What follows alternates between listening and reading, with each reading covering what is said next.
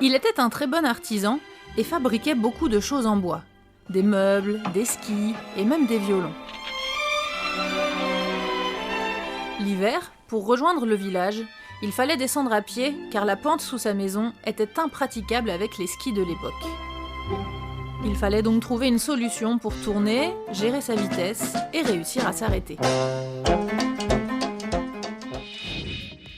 5e point, quel support vous allez utiliser pour diffuser votre podcast ? Et enfin, 6e et dernier point, comment promouvoir son émission, sur quel support et comment la monétiser ? C'est aussi l'occasion de porter son costume traditionnel, le bunad. Il symbolise l'identité nationale et culturelle du pays. Il en existe un par région, avec des couleurs, des broderies et des bijoux différents.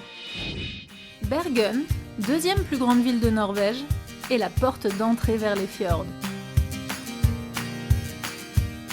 Ville portuaire, elle est située à l'extrémité d'une péninsule formée par de nombreux fjords qui s'avancent dans les terres.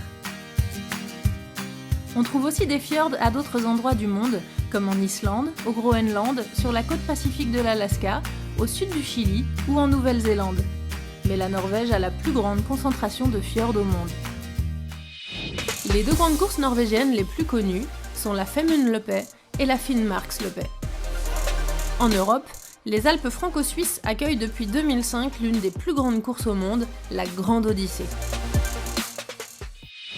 Le royaume de Norvège, constitué vers l'an 1000, forme pendant plusieurs siècles 3 unions successives.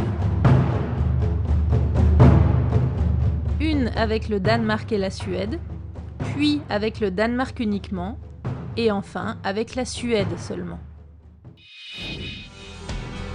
Cette région est bordée par l'Atlantique Nord et l'océan glacial arctique et entrecoupée par la mer Baltique.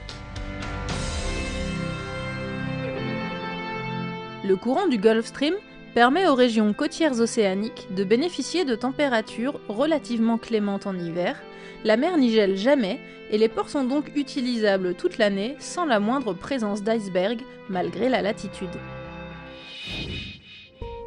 Cet ensemble est assez homogène ethniquement et linguistiquement. Au sens large, on y inclut parfois la Finlande, longtemps sous domination suédoise, et l'Islande, longtemps gouvernée par le Danemark et de peuplement originellement norvégien.